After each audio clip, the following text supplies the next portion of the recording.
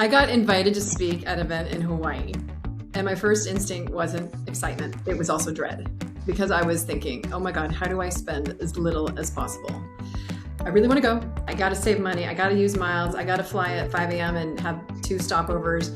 Like, I have to be responsible. The real problem was I didn't feel like I was worth any investment.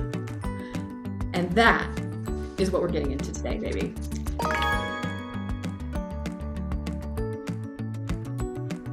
If you're a woman who's holding it all together and quietly wondering why everything feels so freaking heavy right now, you have found your people. I'm Lauren, magazine editor, caregiver, mom, and someone who has dealt with a lot over the last several years.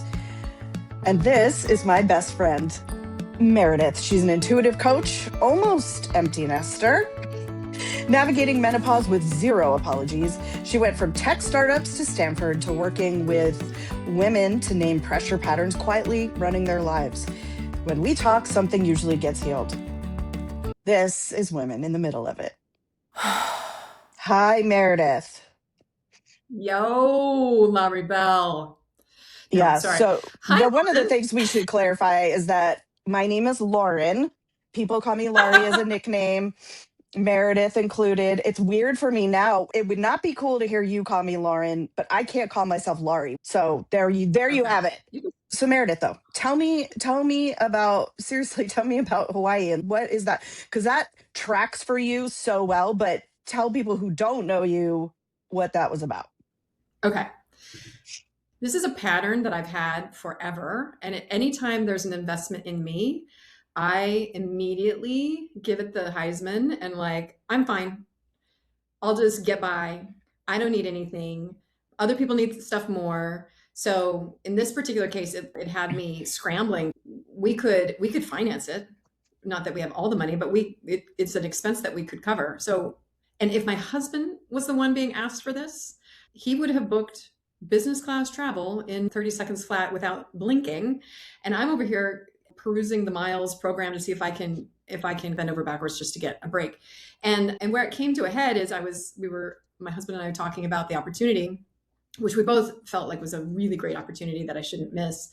But I was kind of really whiny about it. Well, it's great, but I won't really be at the hotel that the conference is happening at. And well, I won't really have anyone there to hang out with. And, it's so expensive in Hawaii. And I really, don't want to go out to restaurants because it's really pricey. So I'll just stay in an Airbnb and I'll just at me like, who are you? What is it? What is your problem? This is, you're missing the point is kind of what he said. You're missing the point. He got a little irritated. I think I was having a pity party and it was such an interesting dynamic that I had to pull out of it and just kind of get curious. What is this about? Why does it have to be a whole thing? And then why do I have to be a martyr about it? All of a sudden I was creating all these martyr stories about, well, then I'll be alone. I promise I won't have any fun. And I don't know who you're talking to. What are you trying to prove to me? So your husband was clearly supportive of you going and was excited for you to have the opportunity. So my question for you is not just the mechanics of what happened and what started going through your brain. I need to figure out how to make this worthwhile and get my bang for the buck if I'm going to do it. And you're almost talking yourself out of it. So I'm interested in what the emotions were behind that. What were the feelings that were putting you into that mindset that you shouldn't be going on this trip, or you shouldn't be, and heaven forbid you actually enjoy it. Oh God, yeah, right? I was so missing the point. Okay, so I'm just going to say, because I've studied these patterns so much, I'm going to just offer, there's a pattern called the prover, and I'm the poster child for the prover. And what I noticed, what was happening, and this has happened throughout my life, and I'm just getting faster at catching it, and again, this goes into receiving, right? I never receive. I have a quid pro quo. There's always a calculation around how much good is coming to me and how much output has gone out. And when it comes to, I don't have that quid pro quo with anybody else. I don't measure my family. I don't keep ledgers about, well, they got this and I didn't get. It's just me. I have this ledger that says, well, have you done enough? And are you good enough? Are you worthy enough? Are you valued enough? Is it okay to spend money on having fun? That's a thing. What do you mean? It's a business trip. Oh, don't worry, it's a business trip. And somehow that makes me feel better about spending money.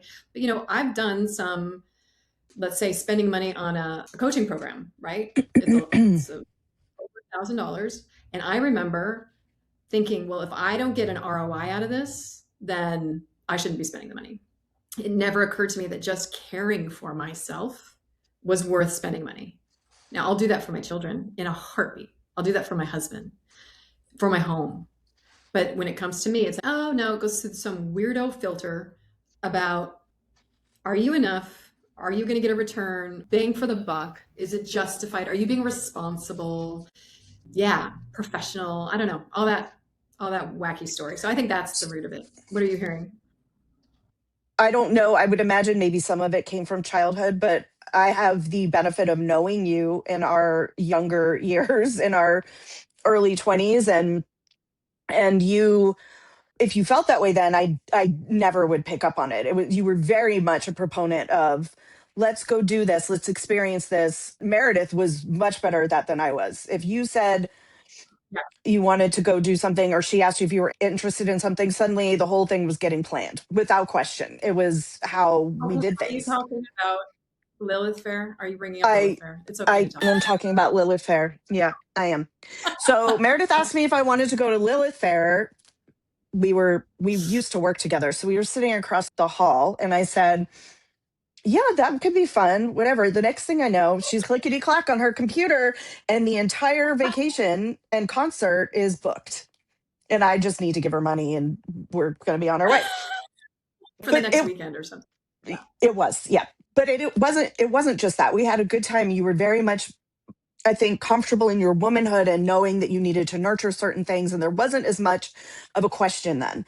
So I think where I'm trying to get with this is, I'm just noticing the difference is I was excited to go there with you.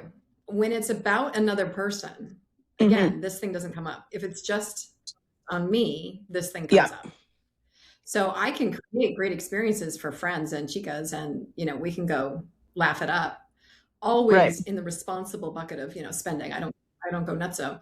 No. But when it's me benefiting, just me, that's where it gets Hmm. triggered. Hmm. I kind of wondered too, to go a little deeper than that, as when you first left the corporate world and embarked on what I think has always been your calling, to work with women and help them get clarity about certain goals and things in their lives that they want to have happen. And you're very good at doing all of that. But when you left that, you left a lot of stability, you left a regular paycheck, and you really took a chance and bet on yourself, which I think is a beautiful, powerful thing. Is there any part of it you feel like you haven't earned it because you haven't achieved the space that you're talking about of earning your keep, so to speak, you No, once used to? but let's just say I could. And I mean, it does make sense. If you have little nest eggs and little money set aside, then of course you're going to feel like you have the discretion and you don't Hmm. have to defend it. Because I'm in a household, then I feel like everything I do over a certain amount does have some kind of implication. So I do have to be thoughtful about how this impacts the household. So maybe in that sense, if I was crazy over the top revenue producer, would I have hustled so much about trying to find an Airbnb? Maybe not. So yeah, maybe it is this sense that, well, if money's tight, you should be responsible and you should try to get by. And I think maybe that's more the story. And I also know that it happens no matter. When I was paying for that coaching program, we were getting by. I was making money as a corporate leader. I had money, and that still was a huge growth moment. After that, when I signed up for a trip abroad, that was my first time traveling by myself for myself, that had nothing to do with serving my business or getting ROI or making myself a stronger leader. It was just because it was fucking fun and enjoyable. I also went through this, well, I don't know. I don't know if I can ask for this. Even though it's my effing money, I don't know if I can ask for this. So I think it's a yes and. I think there's some stuff in there around actual money to spend, but I think it's more of a your I think I'm used to not being a problem or a burden or don't make it a thing. I'm just used to handling it and getting by and not needing anything or anyone, right? That's the prover. I don't need anyone. I don't need anything. I'm fine. I'll handle it. I'll carry it. Oh, okay, I can do this now. I've been successful. Or do you feel, I think that's why I had the pity party. I found all these cheap options. I even secured the Airbnb and I was, what are you doing? You are missing the effing point. You're going there to be part of a conference of people who you yeah. hope to meet. You Hmm. staying 3 blocks away, having to walk there at night alone, by the way, is a stupid idea. You're not going to run into people in the coffee shop or by the pool. Why are you, yeah, sabotaging kind of the whole thing in the name of frugality, Yeah. right? Or And and so so it's did just you, it's like my time is worth it. My happiness is worth it. My comfort is worth it. These are things that I know up here, but in my reactions, I'm still trying to say, don't worry, I'll just get by. so did you course correct? Did you book yourself in the hotel and do all the things? Well, fun fact, after my very smart husband was very direct about, I don't think you should go if you're not planning on having a good time. I was I like, love that point he said that. point taken. I'm a pretty lucky Yes. gal to have such a thoughtful, and he does it without, any animosity. It's just zinger. Okay, ouch. Yeah, Yeah. that's true. What's the But here's point? what happened.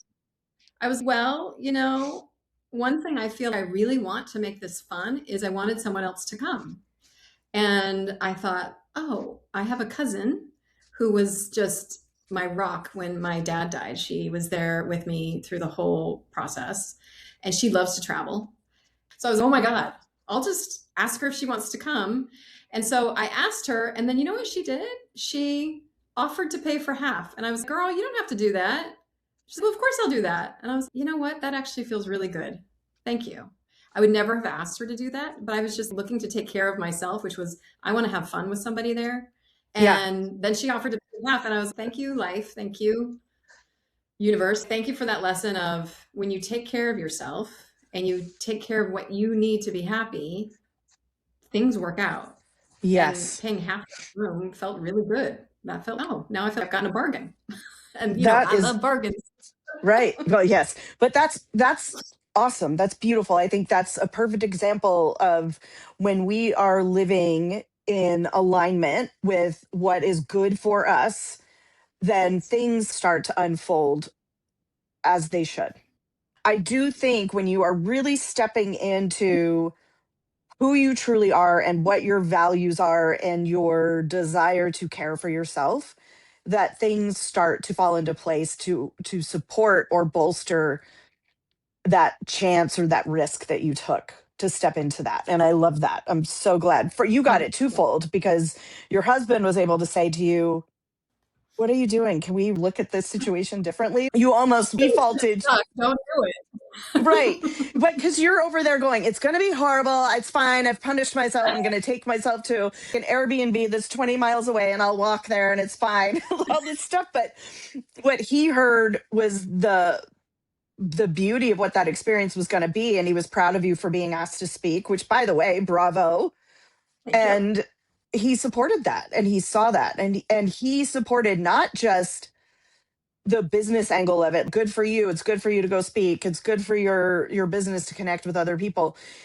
But he wanted it to be equally as an exciting and fun adventure for you to go on. And Yeah. he joined both of those things as being equally as important. Whereas I think I you know. were, He yeah, does it's not have this beautiful. prover thing. Oh, it's great. Not Um, alone in his body. I wanted to say, as you were sort of mirroring that back to me, I think the journey I am on, and maybe it would be a fun topic at some point, is to going from this caretaker mother, which has been my identity. I mean, I'd say I was raised that way. I was the caretaker mother in my family, yeah, even as a little girl. And now I'm stepping into this sovereign queen kind of archetype of what happens when you expect the resources to be there, when you ask for the consideration and the collaborations, and you expect to be treated as the leader you are, rather than this, well, I'll just, take care of everyone else, or I'll just take care of it and not ask. So I think a larger theme here that you're reminding me about is this moving from, and I think this happens in midlife, frankly, as kids get kind of launched. But I think it's just natural at this time of life to just notice, what are you doing for you? And it's okay to do things just for you. I guess that is the new black for me. It's, oh, I get to do it for myself. Huh. Yeah. That'll be a new leaf. Right.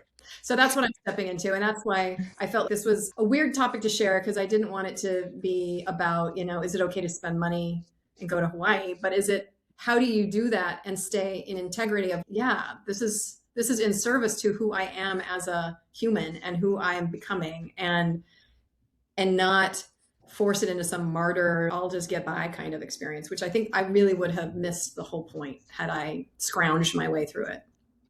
Yeah, I think so too. I think you make a good point. This isn't just about Hawaii. I think as women, we do this kind of stuff all the time where I'm happy to go without if I feel I'm doing it in service of my family or my home or whatever it may be. But the reality is that at some point, we're going to be back on our own again. You're closer to that than I am right now. But I was thinking the other day, what am I going to do with myself when my kids go off to college? And I mean, do I then just decide, oh, now I'm able to take up pottery again or whatever it may be? But why not now? Why does that have to Yeah. be this pot of gold at the end of the rainbow, that we can't find some more of that balance in our day-to-day lives now? I'm not saying, we're miraculously going to just be focused and have all this time and room to spend on ourselves all the time. I don't think that's necessarily healthy either. But I do think that we eliminate things that bring us joy a lot more easily than we're prepared to eliminate it for someone we love. And why Yep. do we not hold ourselves up to that same level of care and love and Love. understanding? So, Yep. and this is, I mean, we could talk for hours about this. Ah, And you so, nailed it, girl. Can we close? Is there anything you want to add before we close? I just want to ask, do you feel maybe, as I was asking before about going, why are you doing this? Maybe the why isn't important. Maybe it's just to kind of self correct when we notice it now. Oh, Oh, hell look at yeah. that. Yep. I think that's so smart. I don't want to rehash my childhood, but I can see the pattern, and the minute I see the pattern, I can know, that's that's a cue for me to tune Hmm. in and to really show myself some compassion, because especially the prover and the perfectionist, they're really built off of some pretty harsh inner critics, Yeah. and the pleaser also, doesn't want to jeopardize relationships because they think that they're not kind of okay on their own. So all of this is very externally motivated, and the minute you see the pattern, you can go, okay, is that true? And if you have a husband like mine, a bonus. And then you can just make a different decision. So here I am going to Hawaii, and I'm now hanging out with my cuz and staying at the conference hotel, which is insanely Woo. expensive, but justified because it makes me happy and it serves who I'm becoming, and it's not ridiculously irresponsible. It's actually quite nurturing to myself. So I that love was that. a 360 moment. Thank I you. love that. So if what we shared today felt familiar, which I bet it did, if you've ever gone without something for yourself that you would have bought without hesitation for someone else, take a beat and think about that. Again, we don't have all the answers, but we want you to feel seen. There is a Mhm. pressure pattern quiz linked below. It takes 2 minutes, but it'll tell you exactly what pattern is running you right now. And once you name it, you can start to change things. You can see things more clearly and you can make different decisions. And if you want to go deeper, join Meredith weekly for her ritual for women at soulbeforestrategy.com. And if this resonated, Yeah. please share it. Please share it with the women in your life who are in the middle of it right now. She'll know who she is. Please follow the show so you don't miss on what's coming. We've got some really fun topics coming up and always real conversations. We are not pretending we have it all figured out. So we'll see you next time. on women in the middle of it. High five, girl.